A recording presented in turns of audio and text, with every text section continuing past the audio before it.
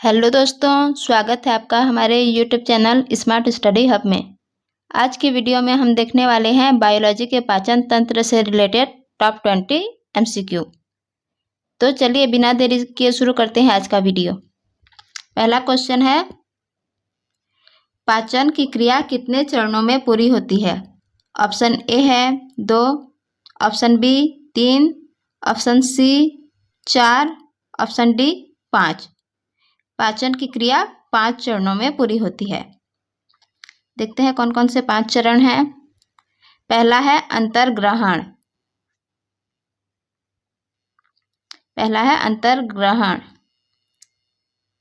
Injection. दूसरा है पाचन, डाइजेशन। तीसरा है अवशोषण, एब्जॉर्प्शन। चौथा है एसिमिलेशन।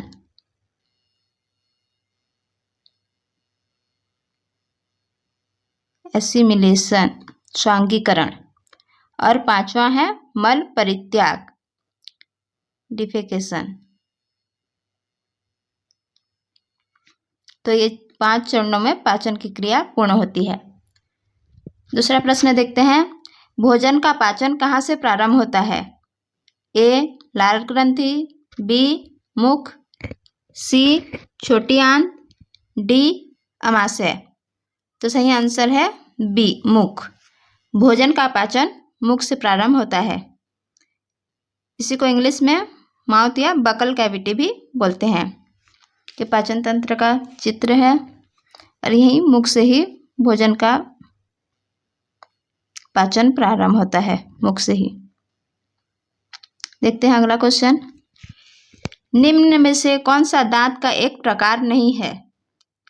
ए कृदंत, बी रदनक, सी फंडिस, डी चवर्णक।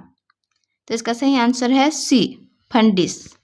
ये दांत का प्रकार नहीं है। तो देखते हैं दांत कितने प्रकार के होते हैं।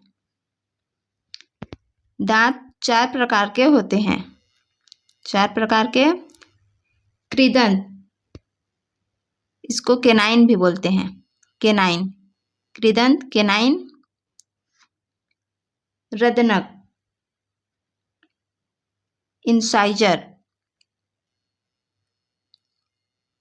इंसाइजर, चवर्णक, इसको मोलर बोलते हैं।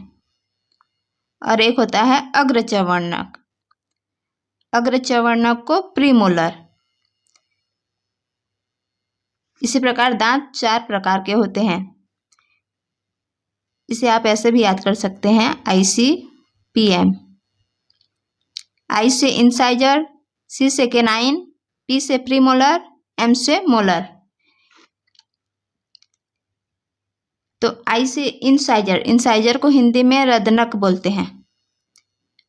केनाइन को कृदंत,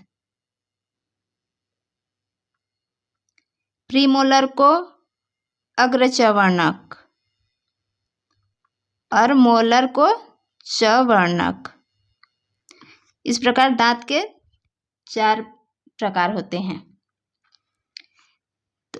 दांत के प्रकार तो देख लिया, अब दांत के क्या क्या काम है उसको भी देख लेते हैं। कृदंत का काम है चीरना फाड़ना। ये नुकीले होते हैं और जानवरों में पाए जाते हैं कृदंत, जिसे केनाइन भी कहते हैं। इंसाइजर का काम है कुतरना। ये ज़्यादातर चूहे और खरगोश में पाए जाते हैं। इंसाइजर चूहे और खरगोश में पाए जाते हैं और चूहे और खरगोश के दांत उम्र भर बढ़ते रहते हैं, इसलिए कुतरने का ही काम करते हैं। अगला है मोलर।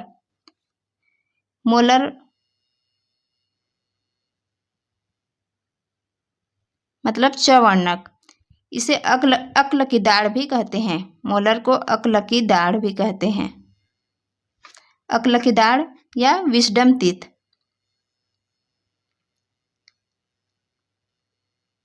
ये बड़े होने के बाद ही निकलते हैं, वयस्क होने के बाद। और प्रीमोलर का काम है चबाने का काम। प्रीमोलर और मोलर दोनों का काम है चबाने का, और मोलर को अक्ल की दाढ़ कहते हैं। ये बहुत आईएमपी है। ये दांत की संरचना आप देख सकते हैं। देखते हैं अगला क्वेश्चन, चौथा, छोटी आंत को कितने भागों में बांटा गया है? ऑप्शन ए है 1, option B 2, option C 3, option D 4। तो इसका सही आंसर है 3। छोटी आंत को 3 भागों में बांटा गया है। कौन कौन से 3 भाग हैं देख लेते हैं। डिओडोनम,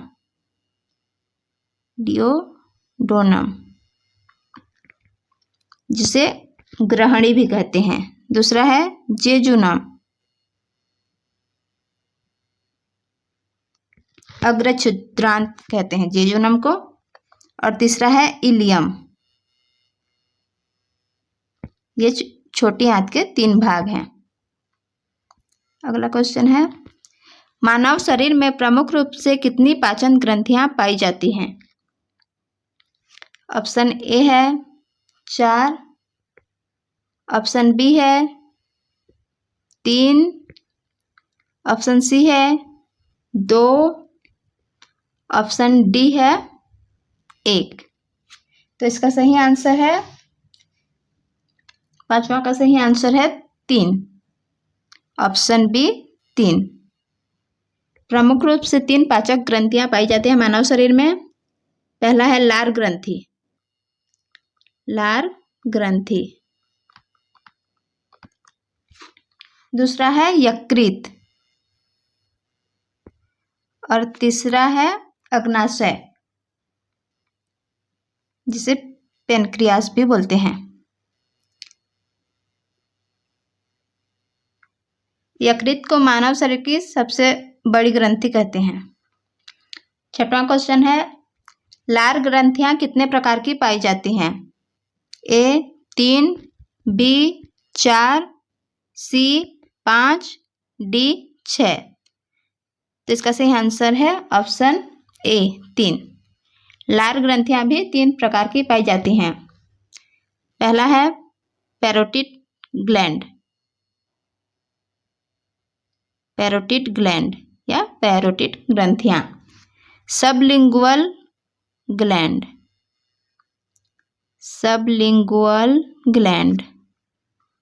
और तीसरा है सबमैंडिबुलर ग्लैंड,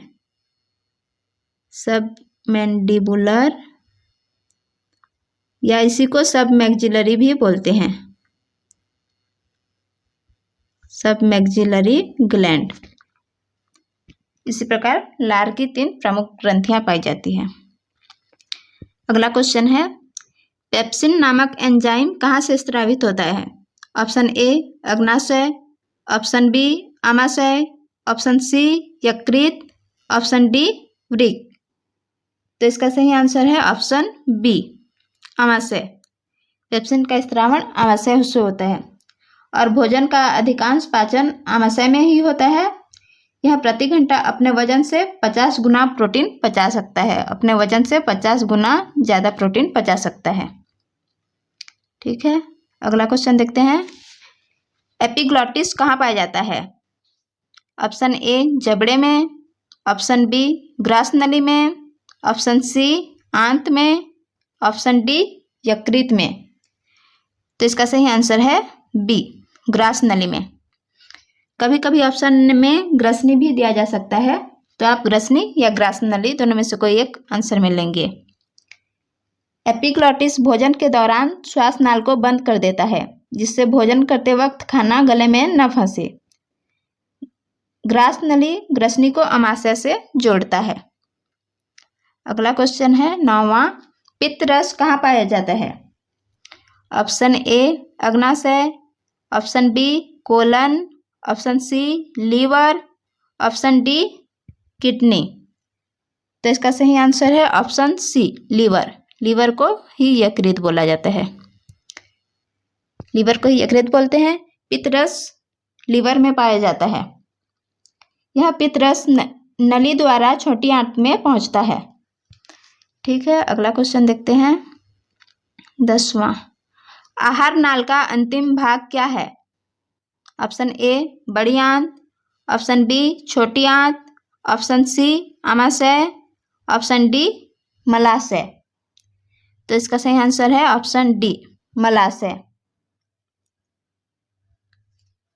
अगला क्वेश्चन है,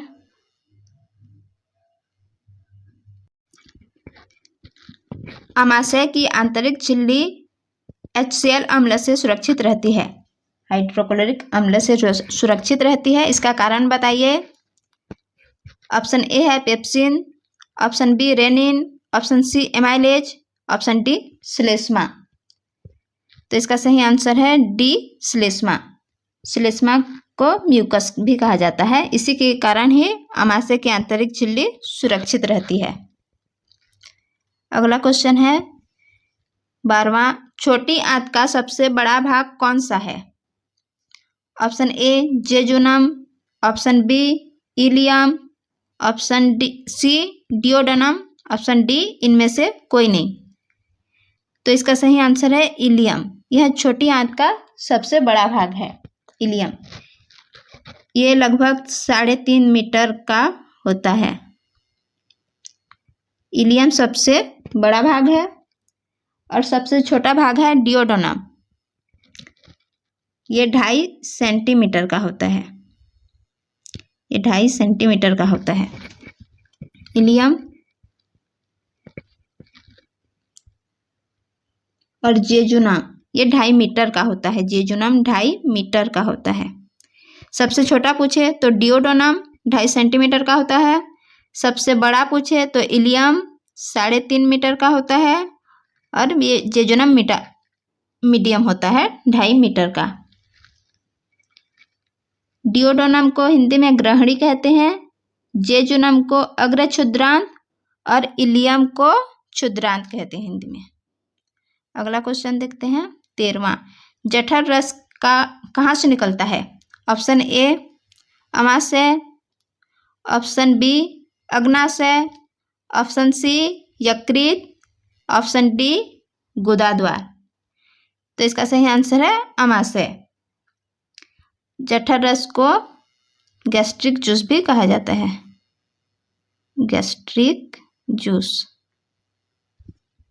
देखते हैं अगला क्वेश्चन, मल का निर्माण कहाँ होता है? ऑप्शन ए बड़ी आंत, ऑप्शन बी छोटी आंत, ऑप्शन सी ए और बी दोनों, ऑप्शन डी इनमें से कोई नहीं। तो मल का निर्माण होता है बड़ी आंत में। बड़ी आंत को कोलन भी कहा जाता है। बड़ी आंत को कोलन भी कहा जाता है और ये 3 भागों में बटा होता है बड़ी आंत। अगला क्वेश्चन है, यकृत कहाँ स्थित होता है? ऑप्शन ए शरीर के बाएं भाग पर, बी शरीर के दाएं भाग पर, सी मध्य में, डी आंत के नीचे। तो इसका सही आंसर है ये शरीर के दाएं भाग पर स्थित होता है। यकृत मानव शरीर की सबसे बड़ी आंतरिक ग्रंथि है। सबसे बड़ी आंतरिक ग्रंथि यकृत है। यकृत में ही पित्तरस का निर्माण होता है, पित्तरस या बाइल डक्ट। यकृत में पित्तरस का निर्माण होता है, लेकिन पित्तरस इकट्ठा होता है पित्ताशय में। पित्तरस का निर्माण यकृत में होता है, लेकिन ये इकट्ठा होता है पित्ताशय में।